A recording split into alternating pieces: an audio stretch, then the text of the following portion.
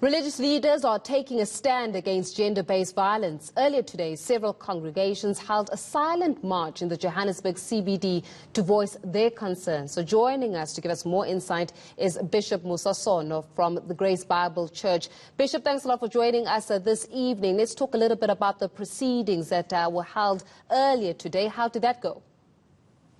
Well, the proceedings went very well. Faith, and may I say good evening to you and to all the viewers. It was a partnership between the Rema Church, led by Pastor Ray McCauley, the Grace Point Church, which is the Central Methodist Church, led by Bishop Gary Rivers, and then we had also Bishop Tolan Ndwati from the Anglican Church, and of course Grace Bible Church.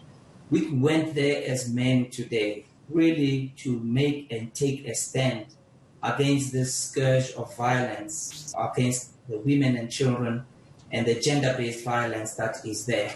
We went again to lament, what we as men are doing to the women of this country, and to also make a pledge to work towards that eradication of gender-based violence and femicide. I mean, to root out gender-based violence and femicide, Bishop, one would say that we need to really undo the system of patriarchy that exists in the South African context, years and decades of patriarchy that some may say were also propagated even in the church environment. So how do you start doing so, practically rooting out patriarchy so that we can start actively tackling this issue around gender-based violence? I think sensitizing men about the reality of this and saying men shouldn't be silent anymore, but take a stand is just the beginning. Secondly, to say that men should also, I think there's a big conversation we need to have as men, to really unearth the soul of man and understand what is this darkness that's inside men.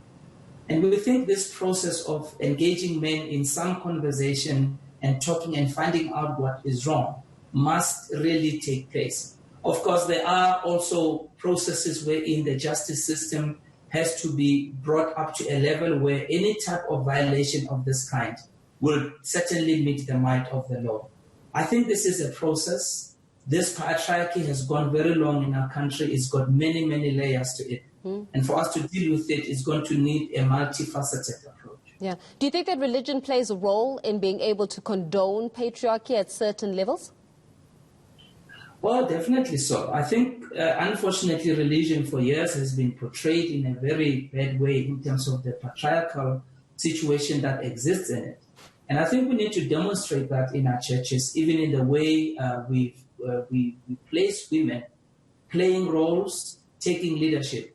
But we also need to deal as churches and have processes in which, when there's violation of women and children, we can be very precise and active in dealing with those matters, not only through our internal processes, but we must make sure this thing link up to the broader discussion that is there in society.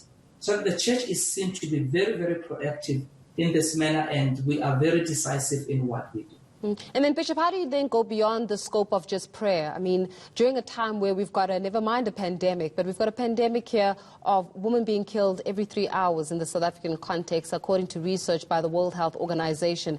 That means that we're sitting on a daily pandemic. And unfortunately, my life could be taken at any time because I'm no unique to any other woman. Then how then does the church go beyond just prayer? Yes, and faith, that is so true. And that is why we not only prayed, we made a stand and we made our voice heard. And we're also calling on some action, not only from government, but even from us as churches. Some years ago, we started a process in the church where we started engaging young men who were extremely angry and who could be good candidates of propagating these kind of things. That process has really showed us that men need to be engaged on a very, very serious level, in conversations, in referring them to get some professional help, in us other men saying, if we see any men do that kind of thing, to say, this can never be done in our name.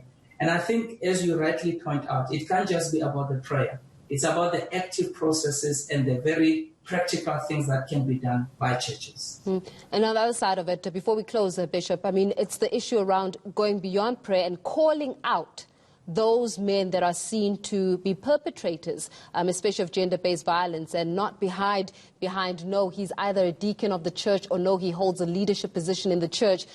How do you think Yes. churches are faring in being able to call out those that are perpetuating this, that are perpetrators, but are still, in many instances, in leadership positions, even in churches?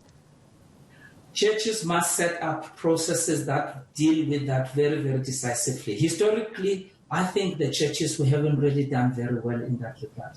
And I think we should be leading the way. If we are about God's agenda, if we're about justice, if we're about doing what the Word of God says, I think we need to be exemplary in that and not hide behind our internal processes, but to make sure that those things are called out, they are named, they are put in the public space, so that it should be an example to all society that the church is very serious about what it's doing. Bishop Usasona, we're going to leave it there for this evening. Grace Bible Church, Bishop, they're giving us the latest on that men's silent protest that was held earlier today in the Johannesburg CBD.